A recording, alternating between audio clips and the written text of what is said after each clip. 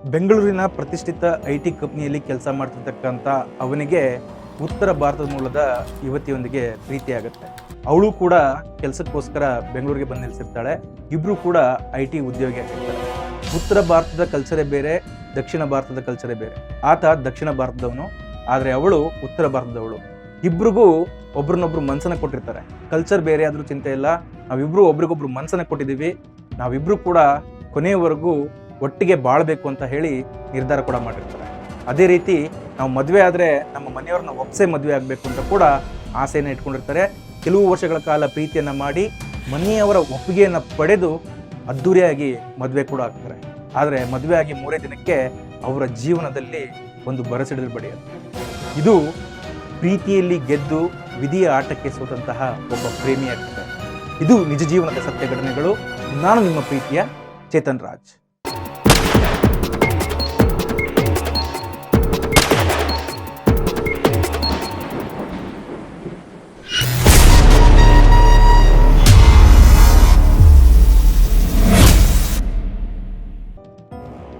ಸ್ನೇಹಿತರೆ, ಮಂಡ್ಯ ಜಿಲ್ಲೆಯ KR ಪಟ್ಟಣದ ಕೆ ಮಂಜುನಾಥ್ ಅಂತಕ್ಕಂತಹ ಪುರಸಭೆ ಸದಸ್ಯನ ಮಗ ಶಶಾಂಕ್ ಕಷ್ಟಪಟ್ಟು ಹಳ್ಳಿಯಲ್ಲಿ ಬೆಳೆದು ಪಟ್ಟಣಕ್ಕೆ ಬಂದು ಒಬ್ಬ IT ಉದ್ಯೋಗಿಯಾಗಿ ಜೀವನ ನಡೆಸ್ತಾ ಇರ್ತಾನೆ. ಹೀಗೆ ಜೀವನ ನಡೆಸ್ತಾ ಇರ್ತಕ್ಕಂಥ ಅವನಿಗೆ ಒಬ್ಳು ಸಹೋದ್ಯೋಗಿ ಪರಿಚಯ ಆಗ್ತಾಳೆ. ಪರಿಚಯ ಪ್ರೀತಿ ಆಗುತ್ತೆ. ಪರಸ್ಪರ ಇಬ್ರು ಒಬ್ರನ್ನೊಬ್ರು ಮನಸ್ಸನ್ನು ಕೊಟ್ಟು ಮದುವೆ ಆಗಬೇಕು ಅಂತ ಹೇಳಿ ಆಸೆನ ಪಡ್ತಾರೆ. ಶಶಾಂಕ್ಗೆ ಅಶ್ನಾರ್ ಎಂಬ ಜಾರ್ಖಂಡ್ ಮೂಲದ ಯುವತಿಯೊಂದಿಗೆ ಪ್ರೀತಿ ಆಗುತ್ತೆ. ಇಬ್ರು ಕೂಡ ಕಲ್ಚರ್ ಬೇರೆ ಬೇರೆ, ಉತ್ತರ ಭಾರತದವರು, ಇವನು ದಕ್ಷಿಣ ಭಾರತದವನು.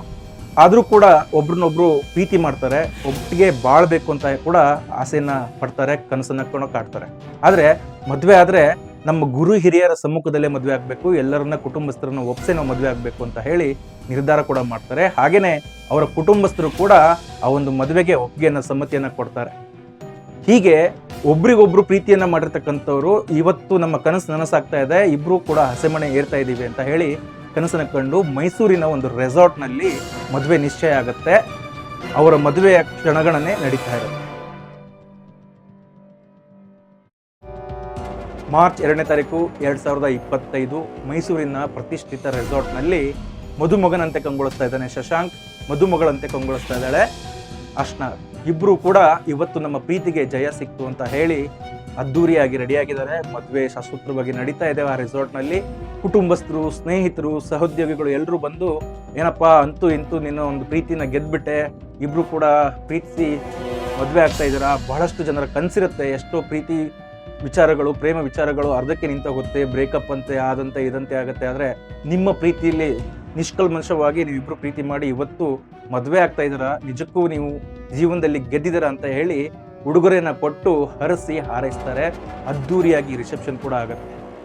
ಮಾರ್ಚ್ 2ನೇ ತಾರೀಕು ಎಲ್ಲ ಕಾರ್ಯಕ್ರಮಗಳನ್ನು ಮುಗಿಸ್ಕೊಳ್ತಾರೆ. ಮಾರ್ಚ್ 3ನೇ ತಾರೀಕು ಬೆಂಗಳೂರಿನ ಅವ್ರ ನಗರಕ್ಕೆ ಬಂದು ಅವ್ರು ನೆಲೆಸ್ತಾರೆ. ಹೀಗೆ ಬೆಂಗಳೂರಿನಲ್ಲಿ ಬಂದಿರತಕ್ಕಂತಹ ಶಶಾಂಕ್ ಹಾಗೂ ಅವರ ಕುಟುಂಬಸ್ಥರು, ಹೊಸ ಮದುಮಗಳು ಕೂಡ ಮನೆಗೆ ಬಂದಿರ್ತಾಳೆ ಅಶ್ನ. ಎಲ್ಲರೂ ಕೂಡ ಖುಷಿಯಾಗಿ ನಗ್ನಗ್ತಾ ಜೀವನವನ್ನು ಮಾಡ್ತಾ ಇರ್ತಾರೆ. ಆದರೆ ಮಾರ್ಚ್ 4ನೇ ತಾರೀಕು 2025 ಬೆಳಗಿನ ಜಾವ ಶಶಾಂಕ್ಗೆ ಎದೆ ನೋವು ಕಾಣಿಸ್ಕೊಳ್ಳೋದಕ್ಕೆ ಶುರು ಆಗುತ್ತೆ. ಏನೋ ಒಂಥರ ಸುಸ್ತು, ಏನೋ ಒಂಥರ ಕಸಿವಿಸಿ, ಬೆವರ್ತಾ ಇದ್ದೀನಿ ಅಂತ ಹೇಳಿ ಮನೆಯವ್ರ ಹತ್ರ ಹೇಳ್ಕೊಳ್ತಾನೆ.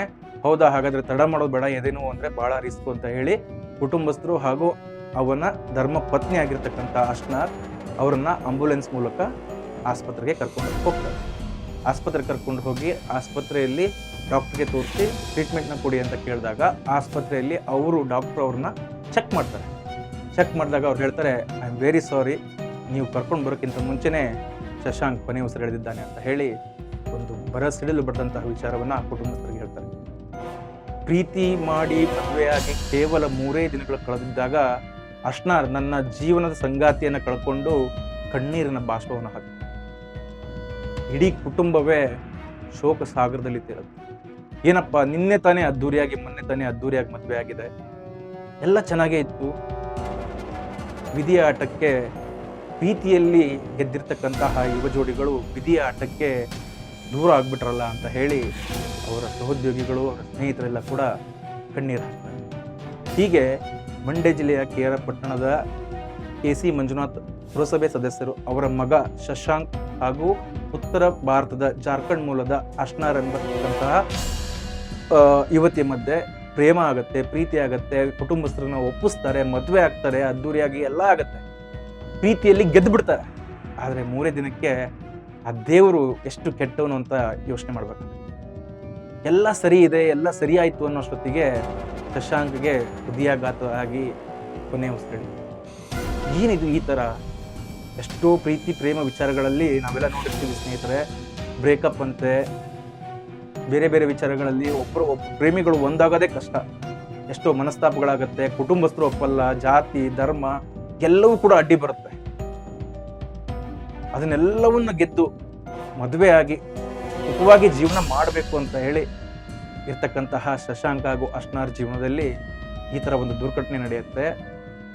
ಪ್ರೀತಿಯಲ್ಲಿ ಗೆದ್ದಿರ್ತಕ್ಕಂತಹ ಶಶಾಂಕ್ ವಿಧಿಯ ಆಟಕ್ಕೆ ಸೋಲ್ತಾನೆ, ಕೊನೆ ಉಸಿರಿಡಿತಾನೆ. ಯಾಕೆ ಈ ಒಂದು ಚಿಕ್ಕ ವಯಸ್ಸು? ಶಶಾಂಕ್ ಕೇವಲ 28 ವರ್ಷ, ಒಬ್ಬ IT ಉದ್ಯೋಗಿ. ಅವನಿಗೆ ಹೃದಯಾಘಾತ ಆಗತ್ತೆ ಅಂದರೆ ಏನಿದು? ಎಷ್ಟೋ ವಿಚಾರಗಳನ್ನು ಕೇಳ್ತಾ ಇದ್ದೀವಿ. ನವ ಯುವಕ ಯುವತಿಯರಲ್ಲಿ, ಸ್ಪೆಷಲಿ ಗಂಡು ಮಕ್ಕಳಲ್ಲಿ ಹೃದಯಾಘಾತದ ಸಮಸ್ಯೆಗಳು ಜಾಸ್ತಿ ಆಗ್ತಾ ಇದೆ. ಹೃದಯಾಘಾತದಿಂದ ಎಷ್ಟೋ ಯುವಕರು ಸಾವನ್ನಪ್ತಾ ಇದ್ದಾರೆ. ಇದಕ್ಕೆ ಕಾರಣ ಸ್ಟ್ರೆಸ್ ಅಂತ ಹೇಳ್ತೀರಾ ಅಥವಾ ಏನಂತ ಹೇಳ್ತೀವಿ ನಮ್ಗೆ ಗೊತ್ತಾಗ್ತಾ ಇಲ್ಲ. ಆದರೆ ದೇವರು ಎಷ್ಟು ಕೆಟ್ಟವನು ನೋಡಿ. ಎಲ್ಲವನ್ನೂ ಸರಿ ಮಾಡಿ ಎಲ್ಲ ಆಸೆಗಳನ್ನು ತೋರಿಸಿ ಕೊನೆಗೆ ಕಿತ್ಕೊಂಡ್ಬಿಡ್ತಾನಲ್ಲ, ಎಷ್ಟು ನೋವಾಗತ್ತೆ. ಇವತ್ತು ತಾನು ಪ್ರೀತಿಸಿರ್ತಕ್ಕಂಥ ಹುಡುಗ ಶಶಾಂಕ್ ಜೊತೆಗೆ ಅವನನ್ನ ಗಂಡನಾಗಿ ಸ್ವೀಕರಿಸಿ ಕೇವಲ 3 ದಿನಗಳಲ್ಲಿ ಆಕೆ ವಿಧವೆ ಆಗ್ತಾಳೆ, ಏಕಾಂಗಿ ಆಗ್ತಾಳೆ. ಅವಳ ಮನಸ್ಸಿನಲ್ಲಿ ಎಷ್ಟೊಂದು ನೋವು ಇರಬಾರ್ದು. ಈ ಥರ ಎಷ್ಟೋ ಘಟನೆಗಳು ನಮ್ಮಲ್ಲಿ ಸಾಕಷ್ಟು ನಡೆದೋಗ್ತಾ ಇದೆ ಸ್ನೇಹಿತರೆ. ನಿಜಕ್ಕೂ ಹೇಳ್ತೀನಿ, ಆ ದೇವರಿಗೆ ನಿಜಕ್ಕೂ ಕರುಣೆ ಇಲ್ವಾ ಅಂತ ಅನ್ಸುತ್ತೆ. ಈ ಒಂದು ವಿಚಾರ ಮೊನ್ನೆ ತಾನೇ ಬೆಂಗಳೂರಲ್ಲಿ ನಡೆದಿದೆ. ಈ ಥರ ಬಹಳಷ್ಟು ವಿಚಾರಗಳು ನಡೀತಾ ಇದೆ.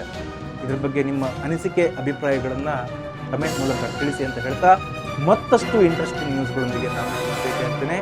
ನಾನು ನಿಮ್ಮ ಪ್ರೀತಿಯ ಚೇತನ್ ರಾಜ್. ನಮಸ್ಕಾರ.